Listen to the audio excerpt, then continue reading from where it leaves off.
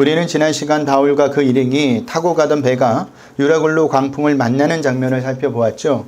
얼마나 광풍이 심했던지 여러 날 동안 해도 별도 보지 못하는 칠흑 같은 어둠이 계속되었습니다. 상황이 이러다 보니 배 안에 있는 모든 사람들은요, 살 소망을 잃어버렸어요. 하지만 바울만은 달랐습니다. 배만 파손될 뿐 아무도 생명을 잃지 않을 것이라며 사람들을 위로하고 안심을 시켰어요. 이것이 하나님의 사람입니다. 다른 사람이 다 절망하고 낙심하고 있을 때 똑같이 절망하고 낙심하고 있는 것이 아니라 그 속에서 하나님의 일하심을 보고 그것을 믿지 않는 자들에게 전할 수 있는 자가 하나님의 사람이에요. 저는 지금 이 시대야말로 하나님의 사람이 더욱더 필요한 시대라고 생각합니다. 코로나19로 인하여 모든 사람이 절망하고 있습니다. 낙심하고 있습니다. 이것이 언제 끝날지 그 어느 누구도 장담할 수가 없어요. 그러나 우리가 앞으로 정말로 중요하게 생각할 것은 이럴 때 하나님의 사람은요, 그들에게 위로와 소망을 주어야 한다는 사실입니다. 말로 하는 위로와 소망이 아니라 하나님이 이 상황 속에서도 일하고 계시다는 것을 알게 하고 바라보게 해야 한다는 것이죠. 저는 브릿지교회 성도님들이 모두 다 하나님의 사람이 되었으면 좋겠습니다. 똑같이 절망하고 낙심하고 있는 것이 아니라 사람들에게 하나님이 일하고 계시니까 하나님을 바라보며 같이 예배합시다, 같이 기도합시다 라고 했으면 좋겠습니다. 그러기 위해서는요, 여러분들이 먼저 하나님의 일하심을 경험해야 하고 하나님을 바라보고 의지해야 합니다. 한마디로 영적으로 깨어 있어야 한다는 사실입니다. 그럴 때 하나님께서는요, 깨어 있는 자들을 통해서 일하시는 줄 믿으시길 바랍니다. 우리 27절을 보겠습니다. 우리 한 목소리 읽어봅니다. 열 나흘째 되는 날 밤에 우리가 아드리아 바다에서 이리저리 쫓겨가다가 자정쯤 되어 사공들이 어느 육지에 가까워지는 줄을 짐작하고. 아멘. 자, 유라굴로 광풍을 만나 어려움을 당한 지 벌써 열 나흘째가 되었습니다. 그동안 배는요, 이리저리로 바람에 끌려다녔어요. 그러다가 배가 육지에 가까워지고 있는 것을 선원들이 눈치채기 시작합니다. 자, 바울의 예언이 현실로 이루어지고 있는 순간입니다. 오늘 본문은 아니지만 우리 26절을 볼까요? 우리 26절입니다. 우리 한 목소리를 읽어봅니다. 그런즉 우리가 반드시 한 섬에 걸리리라 하더라. 아멘. 자, 이것은 바울이 지난번에 이야기했던 내용입니다. 그러니까 무슨 말이냐면 반드시 섬에 걸려서 우리가 살아나겠다라는 거예요. 지금 하나님의 말씀은 반드시 이루어진다는 것을 지금 말하고 있는 겁니다. 여러분, 하나님의 말씀은 반드시 이루어집니다. 눈에 보이는 것이 전부가 아니에요. 그러니 저와 여러분은요, 눈에 보이는 상황과 환경을 믿지 않고 하나님의 말씀을 믿으시길 바랍니다. 하나님의 말씀은요, 단 한 번도 이루어지지 않은 적이 없어요. 반드시 이루어졌습니다. 자, 선원들은요, 배가 육지에 가까워지고 있다는 것을 눈치를 채고 바로 수심을 재기 시작합니다. 우리 28절, 29절을 보겠습니다. 우리 한 목소리 읽어봅니다. 물을 재어보니 20길이 되고 조금 가다가 다시 재니 15길이라 암초에 결릴까 하여 고물로 단 넷을 내리고 날이 3개를 고대하니라. 아멘. 처음에는 20길이었다가 다시 재니 15길이 된 것이에요. 물의 깊이가 점점점 얕아지고 있는 겁니다. 그 의미는요, 점점 더 육지에 가까워지고 있다는 의미예요. 선원들은요, 배가 암초에 걸린 것을 방지하기 위해서 고물에서 단 4개를 내렸습니다. 여기 나오는 고물이란요, 배의 후미를 말하는 거예요. 그러니까 더 이상 배가 한밤중에 앞으로 가지 못하도록 했다라는 겁니다. 왜냐하면 앞을 가다 보면 한밤중에 보이지 않는 암초에 걸릴 수가 있기 때문이에요. 그리고 선원들은 날이 새기를 고대했다라는 표현을 쓰고 있죠. 날이 새면 암초를 피해 육지로 도착하려는 의도였습니다. 여기 나오는 고대하다라고 번역된 헬라어 동사 요코마이는요, 본래는요, 기도하다라는 뜻을 가지고 있어요. 그러니까 선원들이 아무 일 없이 날이 새기를 기도했다라는 뜻이에요. 그런데 이들이 누구한테 기도했을까요? 자신들이 믿는 신한테 기도했을까요? 아니에요. 바울을 통해 한 섬에 걸리리라 라는 소망의 말씀을 주신 하나님께 기도한 것입니다. 이는 유라굴로 광풍을 만났을 때 구원의 소망마저 잃어버렸던 사람들이었습니다. 어떻게 이들이 소망을 품고 하나님께 기도하는 사람으로 바뀌었을까? 하나님의 사람인 바울을 통해서 소망의 말씀을 믿었기 때문입니다. 이것이 중요해요. 한 사람의 신앙은요, 한 사람으로 끝나지 않아요. 한 사람의 신앙은 그 가정을, 그가 속한 공동체를, 그가 속한 민족을 구원한다라는 사실을 아셔야 합니다. 그렇기 때문에 여러분의 신앙이 중요한 거예요. 여러분이 믿는 믿음이 중요하다라는 사실입니다. 자, 강명관 선교사라는 분이 있어요. 이분은요, 기독교 다큐 소명이라는 영화 주인공이기도 하죠. 혹시 관심이 있으신 분들은 꼭 보시길 바랍니다. 자, 강 선교사님은요, 본래 외국어 고등학교 국어 선생님으로 남부럽지 않은 행복한 일상을 살아갔던 분이셨어요. 그런데 어느 날 하늘의 소명이 임하면서 그의 모든 것이 변하기 시작합니다. 그 소명 때문에 모든 것을 버리고요, 아마존 정글로 떠나게 된 거예요. 정글에는요, 세계에서 가장 작은 부족 100여 명이 사는 바하나 부족이 그와 그의 가족을 기다리고 있었다고 합니다. 부족이 사는 지역은요, 농사가 어려워서 최악의 가난에 시달리고 있었고, 그들의 최대의 소원은 무엇이었는지 아십니까? 멧돼지 한번 잡아봐서 실컷 먹어보는 게 소원이었다고 합니다. 강선교사님은요, 이런 부족 사람들을 섬기며 음식을 먹이고 교육을 하고 문자를 만들어서 성경을 번역하며 섬기며 그리스도의 사랑을 나누었습니다. 그는 때로는요, 교사가 되고요, 때로는 의사가 되고 때로는 영양사가 되었어요. 때로는 독충과 독사에 물리면서 자기를 챙기기보다는 죽어가는 원주민들을 보살폈다고 합니다.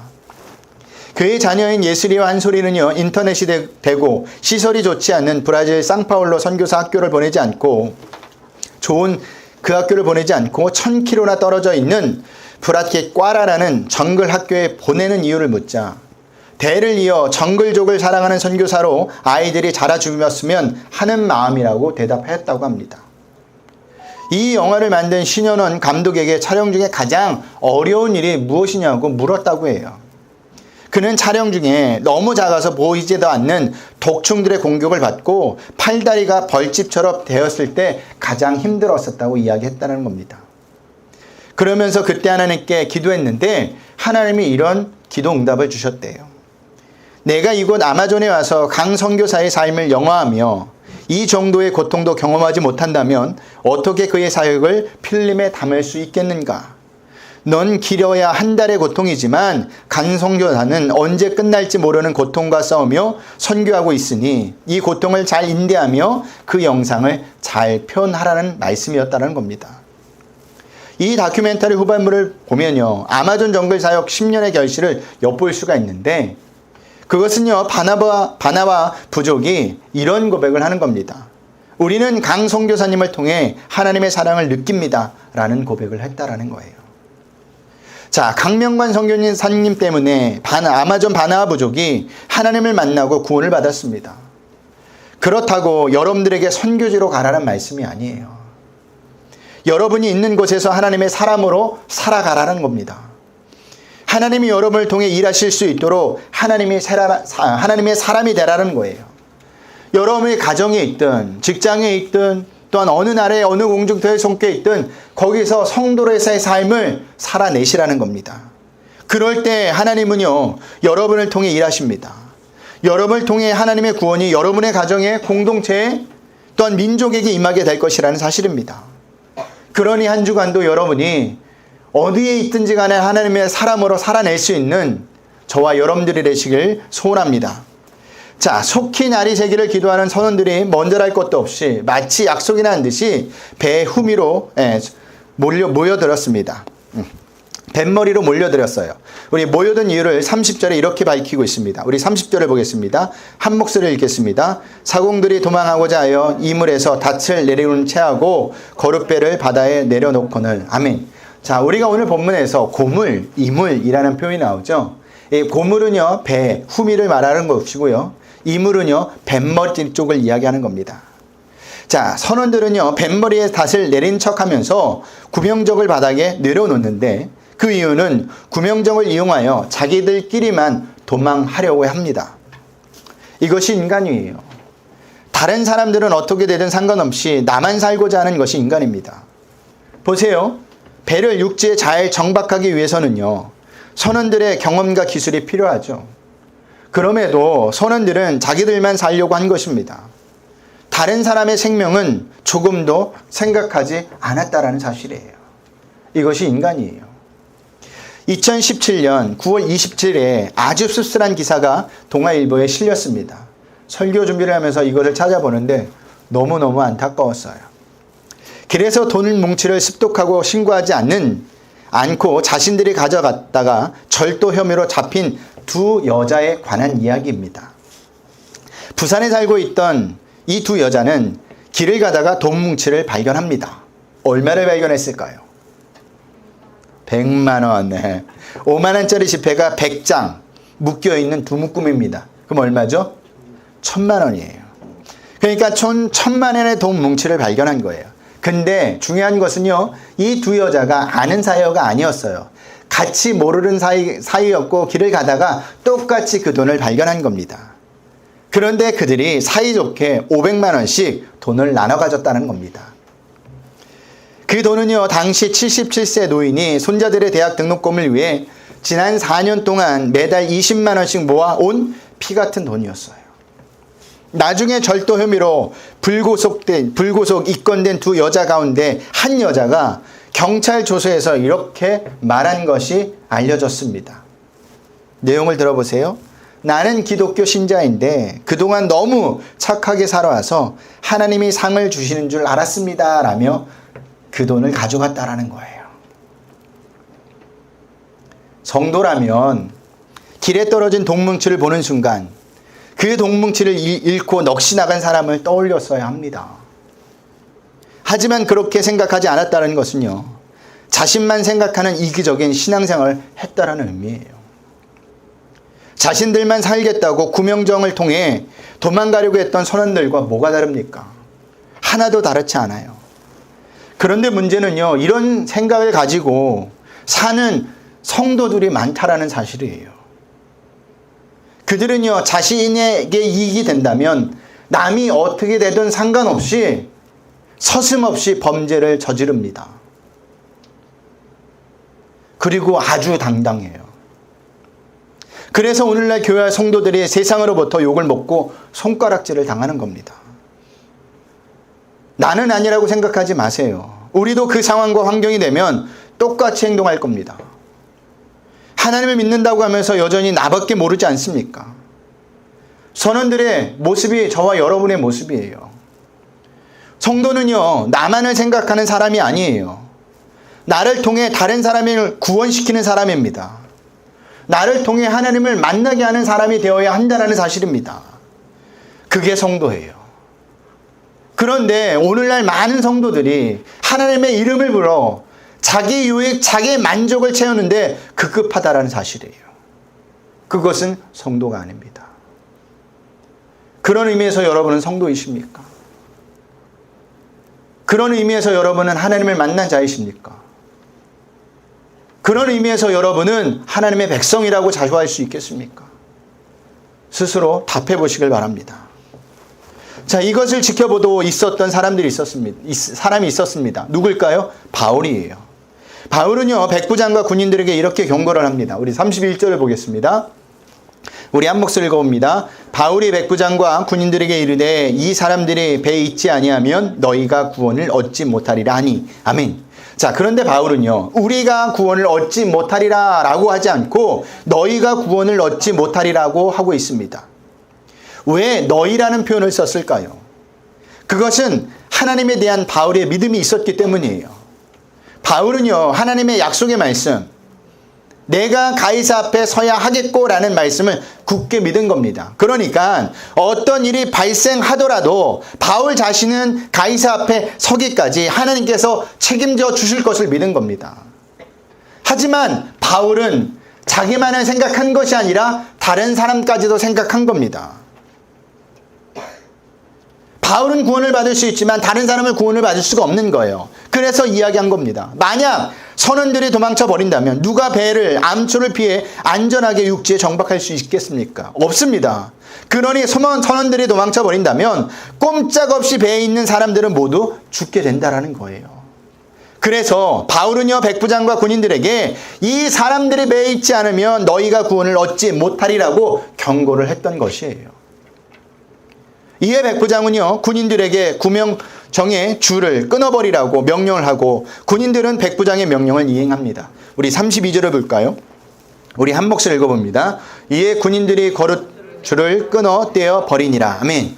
자, 몰래 도망가려고 했던 선원들의 계획이 모두 물거품으로 돌아갔습니다. 그런데 이 표현을 보세요. 끊어버렸다라는 표현만 써도 되는데 그 이상을 표현을 쓰고 있죠. 끊어 떼어 버리니라. 그 의미는요, 이제 그 누구도 구명정을 이용할 수 없다는 것을 지금 강조한 표현이에요. 이 표현을 통해 우리가 알아야 할 것이 있는데 그것은요, 우리가 속한 공동체를 지키기 위해서는요, 나 자신만을 위해 남모르게 매달아둔 자기 이기심의 줄을, 욕심의 줄을 끊어내 버려야 한다라는 사실입니다. 그러한 줄을 끊어 떼어버리지 않으면 우리가 속한 공동체는 금세 무너질 거예요. 가족 중에 한 사람만 자기만 생각하는 이기적인 생각을 갖는다면 어떻게 되느냐? 가족 공동체는 무너지고 말아요. 공동체가 유지되는 것은 그냥 되는 것이 아니에요. 각자의 희생이 필요한 겁니다. 그 희생 때문에 공동체는 유지되고 있다는 사실을 아셔야 해요. 이것은 교회도 마찬가지입니다. 교회가 잘 든든하게 가기 위해서는요, 한 사람의 희생이 필요한 것이 아니에요. 누군가 하겠지가 아닙니다. 부족하고 모자란 부분이 보인다면 그것을 본 사람, 우리 모두가 다 같이 해야 한다는 사실이에요. 그럴 때 하나님의 교회는 든든히 서가는 겁니다. 저는요, 브리치교회 모든 성도님들이 교회에 대한 이런 마음을 가졌으면 좋겠어요. 브리치교회는 목사의 교회가 아니에요. 제 교회가 아닙니다. 하나님이 저와 여러분에게 주신 교회입니다. 그 의미는 여러분을 통해 교회가 든든해져 가고 하나님의 나라가 확장된다는 사실이에요. 이것은 가정도 마찬가지예요. 여러분이 희생할 때 가정은 든든하게 서가는 거예요. 여러분이 희생할 때 여러분의 자녀들이 신앙 안에서 올바로 자라나게 된다는 사실입니다. 남이 만들어주는 것이 아닙니다. 내가 하는 거예요. 누군가 하겠지 이런 마음을 버리세요. 내가 해야 한다는 사실이에요.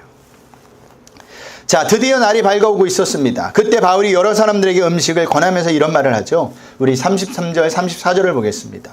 우리 한 목소리 읽어봅니다. 날이 새어 가매 바울이 여러 사람에게 음식 먹기를 권하여 이르되 너희가 기다리고 기다리며 먹지 못하고 줄인 지가 오늘까지 열 나흘인즉 음식 먹기를 권하노니 이것이 너희의 구원을 위하는 것이요 너희 중 머리카락 하나도 잃지 없으리라 하고. 아멘. 자, 그런데 바울이 음식을 권하는 이유가 뭐라고 합니까? 배 안에 있는 모든 사람의 구원을 위한 것이라고 말하고 있어요.